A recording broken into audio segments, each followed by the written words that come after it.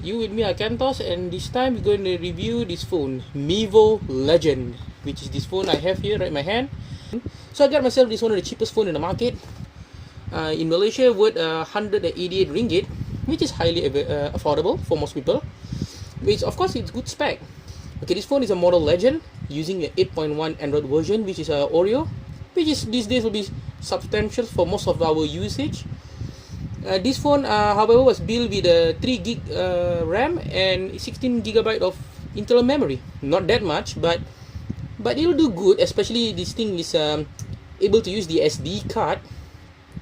So, if you can see about this phone, we can just just doing this simple scrolling, we can see very smoothly going around without any hard effort like choppy and whatsoever.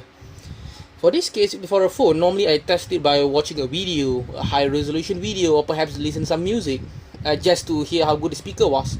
But my personal favorite is tested with games, because I do play games anyway.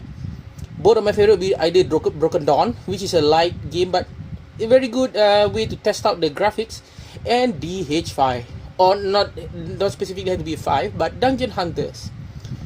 Most of the game got high graphic, huge amount of action, pretty decent graphic whatsoever.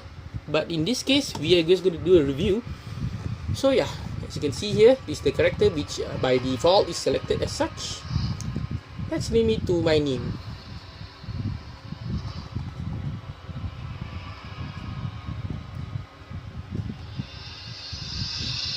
Pick a male or female.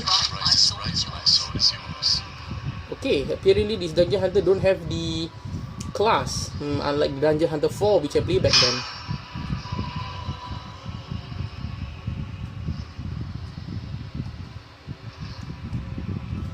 And just focus on the phone perhaps. Is it good lighting? Yeah, I think that's not bad.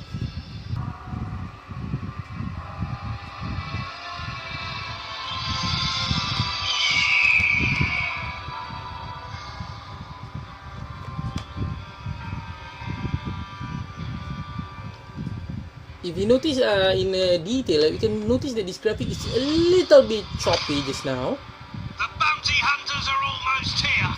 But all in all, I think the animation is fine. To whoever brings me their heads. I mean, since actually the first time I played Dungeon Hunter 5, it's got to be the gaming graphic, right? Oh yeah, it is. Bounty Valeroth shouldn't be too far from here.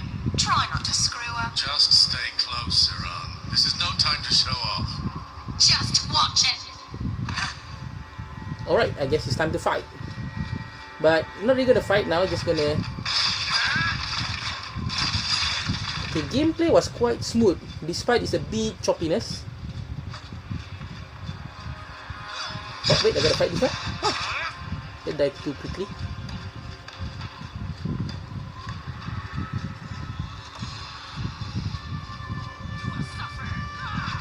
Okay.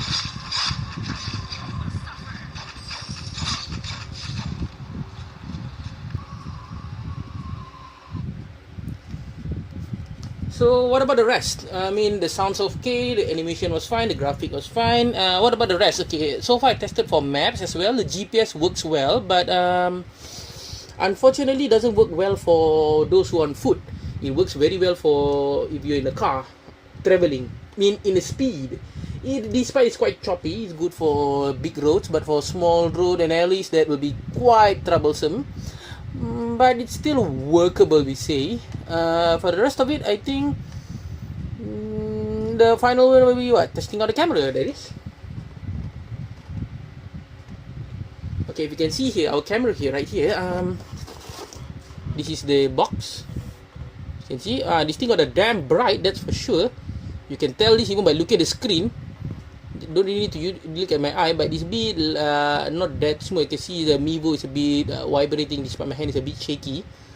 Unlike this top camera here, the Vivo V7 16 MP, it looks as such comparing to our 13 MP. That's what they claim.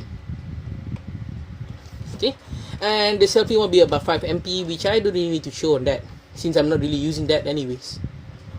All in all, I think this phone is quite good. It was highly affordable, cheap in price, works very well.